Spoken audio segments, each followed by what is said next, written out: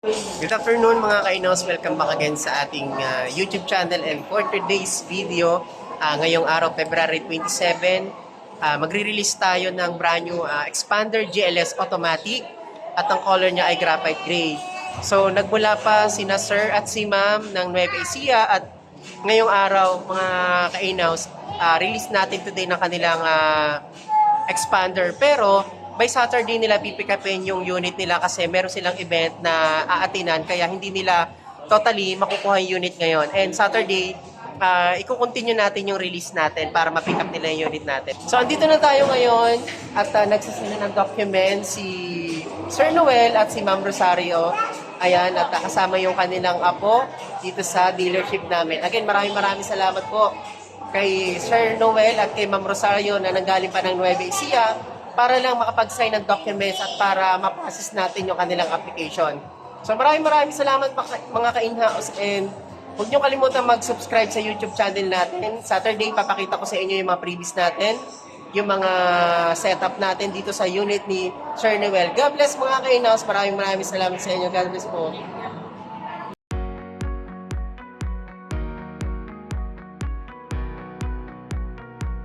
On the way tayo sa dealer namin sa Bad Santos, and andun na yung client natin na si Sir Noel ayan, at si Ma'am Rosario. Galing pa sila ng Nueva Ecija para kunin yung kanilang brand new Expander. And again mga ka-in-house, huwag nyo kalimutan mag-subscribe sa ating YouTube channel Kabayan Auto PH para maging updated kayo sa mga susunod nating video at mga promo natin dito sa YouTube natin, sa channel natin.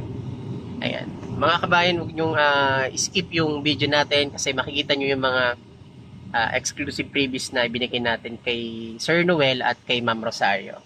So, again, samahan nyo ako mga kabayan at i-release na natin yung brand new Expander ni Sir ngayong araw, March 1. So, again, maraming salamat kay Sir Noel at kay Ma'am Rosario. Thank you. Good morning mga kainos, and welcome back again sa ating YouTube channel. And andito na finally, dumating na sina Sir Noel at si Ma'am Rosario galing ng Nueva Ecija para pick upin itong ating brand new Expander GLS Automatic. Yung unit natin nasa taas mga ka-in-house kasi kina-car wash, and mamaya dadaling dito sa departure area natin. So tara, silipin natin yung unit ni Sir Noel at mamaya papakita ko sa inyo yung ating client na nagmula pa sa Nueva Ecija. So ito yung unit ni Sir Noel at tapos na dito sa car wash section natin, and ibababa na ng ating busted na para madala dun sa ating departure area. So ang inabil pala nila ay brand new Expander 2025. Color niya is graphite gray, and samahan nyo ako mga ka-in-house, ibibigay na natin yung mga previous natin kay Sir Noel. God bless.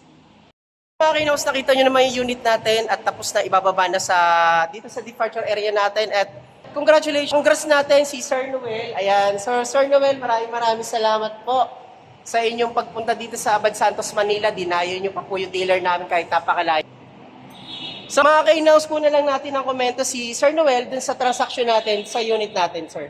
Sir, ano po yung masasabi nyo sa release po natin, dun sa process po natin, dun sa inabil nyo po na brand new Expander?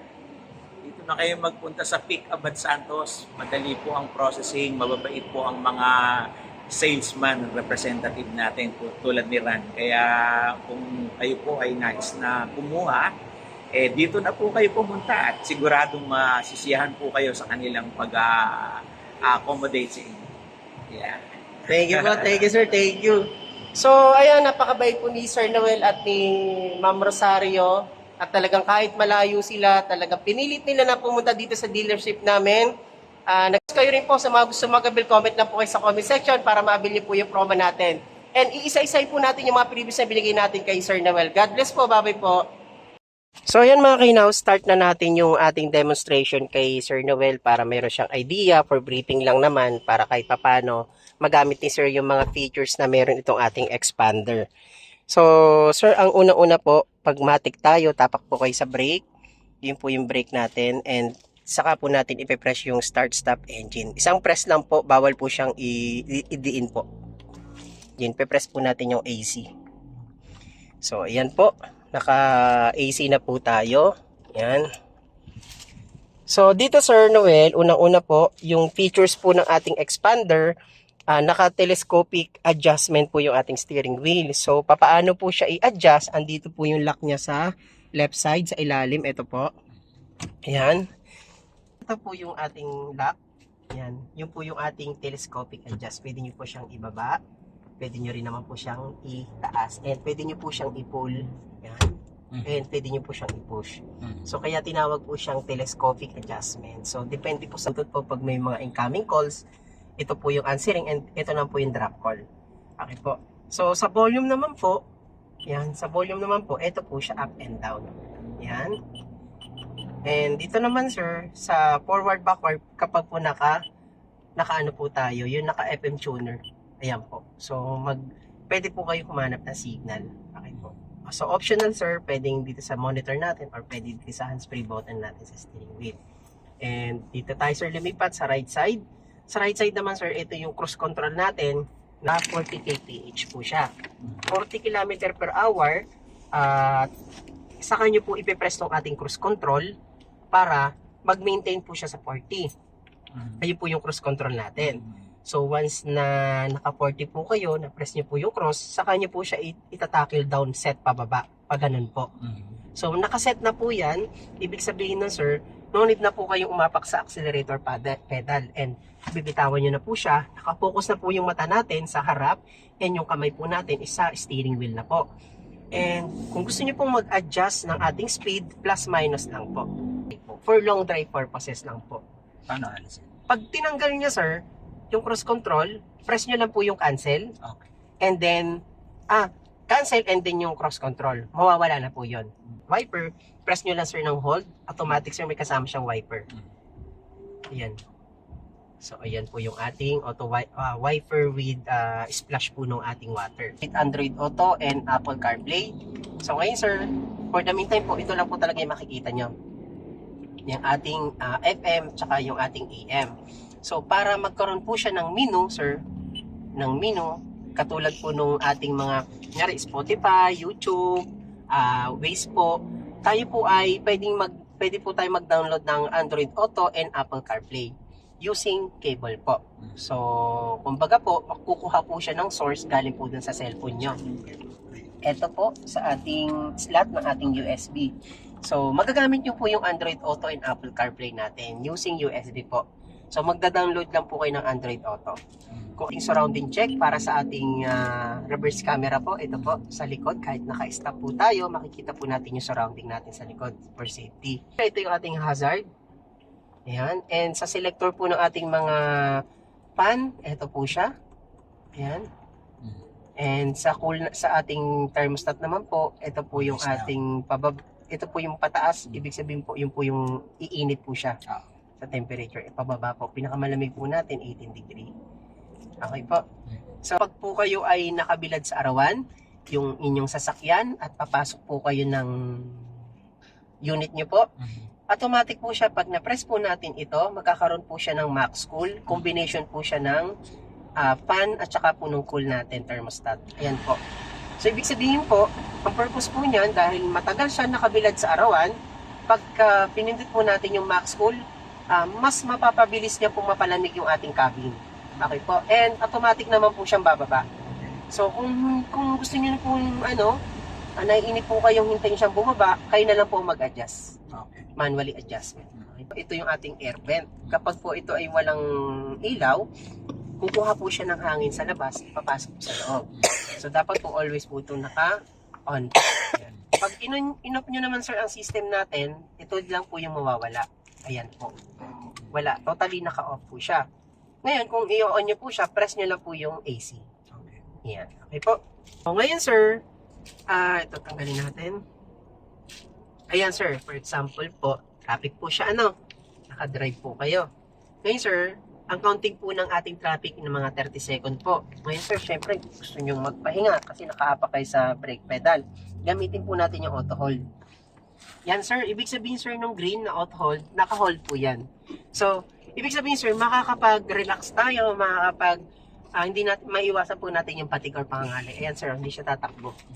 So, pwede po tayo makapagpahinga sir, makapag-relax yung paa natin na hindi tayo mapak sa brake pedal. So na po, nag-green signal na. Ngayon sir, hindi nyo na yun kailangan tanggalin. automatic yan sir. Pag apak nyo po sa ating accelerator pedal, galing po kayo sa brake pedal, automatic yan sir, yung hold na yan magiging puti po yan. Mag-go po yan. Try natin sir ha. Yan sir, oh. Naging puti. So ibig sabihin sir, activated siya for go na po. Ngayon sir, pag apak nyo po sa brake ulit at nag-traffic, automatic sir, naka-hold siya ulit. Kasi hanggat hindi po natin tinatanggal yung auto hold dito, naka-function po siya. So sun visor, yan, sun visor po yan at may salamin naman po. Dito naman sir, sa ating ceiling, ito, dapat sir nakagitna ito ha. Para pagka on po natin ng ating keyless system, iilaw po yan. Ito naman sir, ang ating rear view mirror. Yung rear view mirror natin sir, dito natin ilalagay mamaya yung dashcam natin. And dito sir, papakita ko lang sa inyo, alam niyo po ba yung purpose nito? Okay po. Ito sir, ang purpose po nito, di ba sir, kunwari, nasa tumatakbo kayo. Eh di ba sir, sa mirror niyo po, di ba tumitingin po kayo dun sa likod? Eh di ba sir, merong nakakasinag na ilaw, nasisilaw kayo kasi syempre, hindi na, kailangan pa rin natin, di ba, tumingin dito sa rear view. Eh sir, para hindi po kayo masilaw, igaganon nyo po siya. Opo, para sir, yung ano niya, hindi po kayo masisilaw. Ngayon sir, pagka wala na po yung mailaw na maliwanag sa likod, yung naka-brightness, balik nyo po siya for normal. Para makita nyo po yung view doon sa likod. Okay po. Center console yan, lalagyan po ng mga personal documents. Tissue. Tapos sir, may tissue holder po siya sa loob. Lalagyan nyo po yung tissue dito. Okay po. So, ipupull nyo lang po ito. Ito po yung pull niya. Yan. And pupull po natin gano'n para ma-forward po siya. Yun. So, same lang sir yung lock po doon na pag iniikot po natin, bababa siya. Yan po yan. So, gagamitan nyo po sa sir ng tools na natin. Isa. Ito po. Pagka magka-charge po kayo. Ayan. Yes, sir, gagamitan nyo yung parang ayun. Yung parang sa lighter. Opo, yung sa lighter cigarette po. Mamag sir, ulit nyo po ha. Yung paano pag-bend. Eto sir, pag-bend naman natin. Hindi black yan. Yan. Sir, pag-bend nyo po dito, gagawin nyo po. Ito lang po siya. Ayun. Yan. Ayan po. So, ay sorry po. Minsan kung nakasok yung tao, hindi po siya tataan na ganun. Ano po yung maya sir? Okay. Yan. Ito po yung selector natin sa briefing po, aircon po natin. Yan yung fan. Ito po. Yan mga kainaws, andito na yung panganay ni Sir Noel at ni Ma'am Rosario, si Ma'am Casey. Hi Ma'am Casey! Welcome po sa Mitsubishi Abad Santos, Manila. And ayan mga kainaws, i-release na natin yung brand new expander ni Ma'am all the way from Nueva Ecija. Maraming salamat mga kainaws. Papakita ko sa inyo and panoorin nyo hanggang dulo yung video natin para makita nyo yung mga previous natin. God bless, bye-bye! House, ito na yung mga previous na binigyan natin kay Sir Noel. Ito po, meron po tayong engine hood emblem. Yan po, expander. Dito naman po, nagbigay tayo ng set garnish. Ayan, sa ating LED T-shape. Naka-garnish na po yan. Naman po sa mga door handle natin, naka-set garnish na din po mga ka-in-house. Isang set po yan. Ayan, harap at likod. Naman mga ka-in-house, ayan, expander, rain visor, binigay din po natin yan sa unit ni Sir Noel. Po, ayan, yung set garnish siya, meron sa taillight cover, meron na rin po siya. At the same time, yung ating fuel tank cover, naka-garnish na rin po. At dito sa interior natin mga ka-in-house, nagbigay din tayo ng doorstep seal, ayan, expander para mas premium yung interior natin. At dito, nagbigay din tayo ng full HD dashcam, ayan, kay Sir Noel sa unit niya. Po, ito, nagbigay din po tayo ng trunk cover kay Sir, sa unit mo ni Sir Noel, umbrella, ayan, at nagbigay din po tayo ng car cover, at the same time, itong ating Bosch horn, ayan, binigay po natin yan sa unit ni Sir. Ayan, another day, another release na naman mga kainaws all the way from Nueva Ecija. Hi, Sir Noel, thank you po, Ma'am Rosario. Maraming salamat po sa inyong pag-avail dito sa Kabayan Auto PH po. Brand new 2025 Expander GLS Automatic, sir. Salamat po. Thank you po, thank you. God bless po, God bless. Ayan mga kainaws, nag-avail si sir ng brand new Expander natin all the way from Nueva Ecija. Sa mga gusto mag-avail mga kainaws, comment na kayo sa comment section. Maraming mga katangan ni Mitsubishi Quick Motors sa Abad Santos, Manila. God bless po, God bless.